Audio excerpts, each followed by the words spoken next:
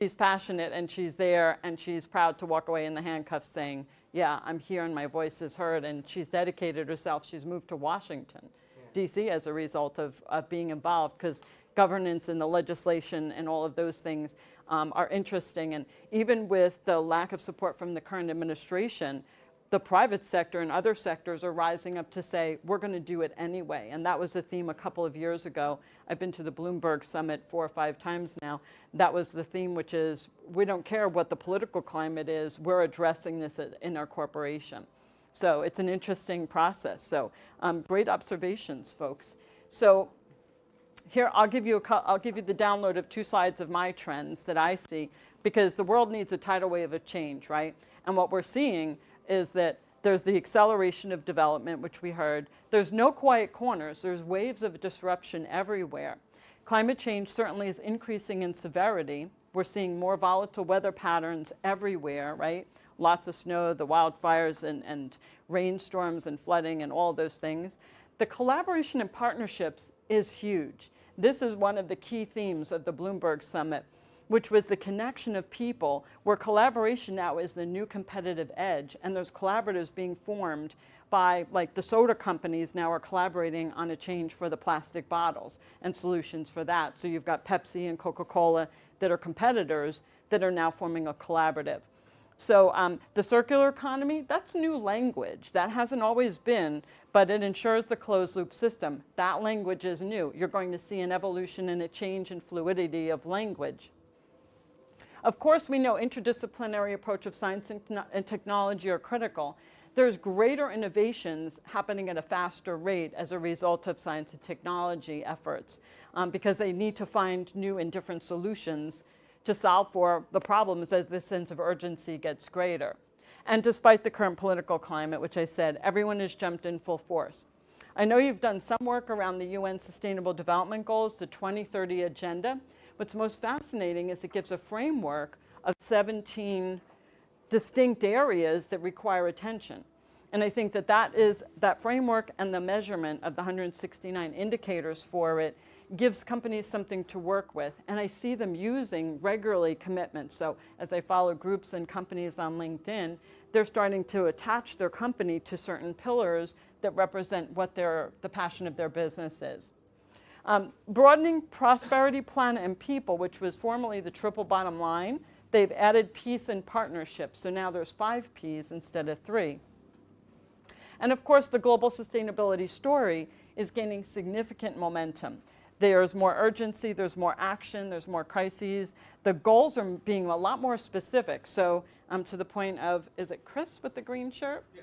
Okay. Yeah, to your point, the goals and the metrics are becoming a lot more solid and more laser-like, where they're setting 0 carbon footprint goals, and they're making efforts that are a more mature, sophisticated approach, instead of just saying we're going to, yeah, it's promised certain things. Yeah.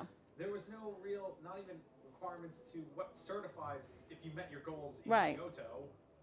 So it was nice sounding words and sound bites. It didn't really achieve anything. Well, what's interesting is I think prior to this past couple of years, as things have gained momentum, it was more politically correct to have a sustainability report and a corporate social responsibility report.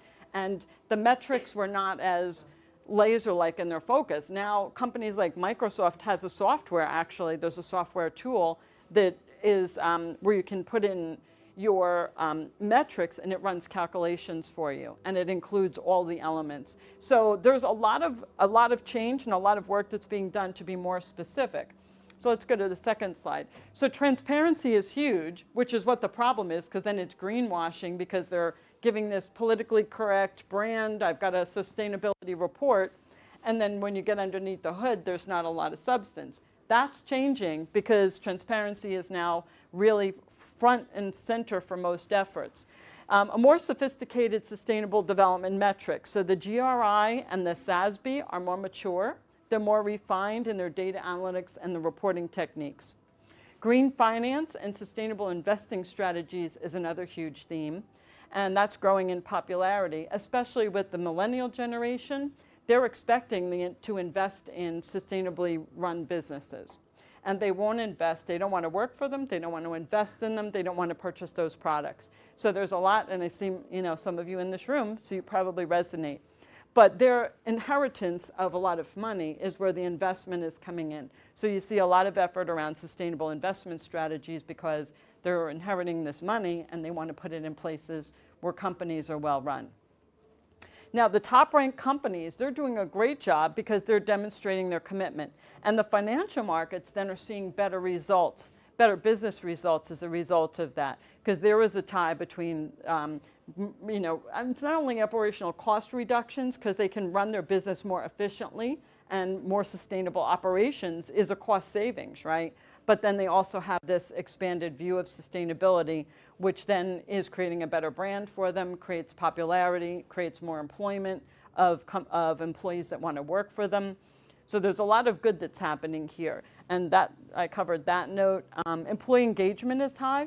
Corporate culture is now very important, which are HR functions. So when I started my business, I'll tell you a quick story.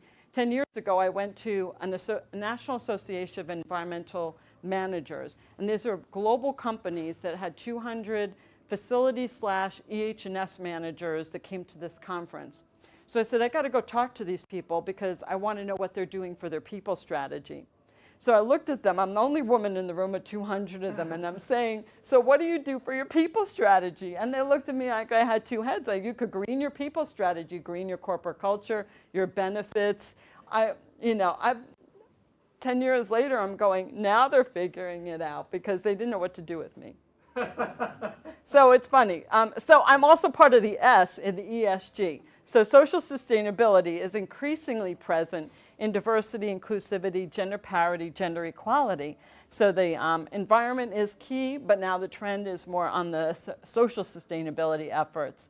And of course, sustainability and climate change are constant to what Chris pointed out. The headline stories, Harvard Business Review regularly reports, Forbes reports, all the major network channels report. So anywhere you look, there's good things happening, and there's a lot of notice around who's doing things well and what those role model examples are. So what does all that boil down to with these trends? Guess what? We're looking at the prediction that there will be new jobs in all of these areas because companies need to move toward their solutions differently. They need to have employees that care. They want to engage their customers in a way that represents a corporate social responsibility and their sustainable brand.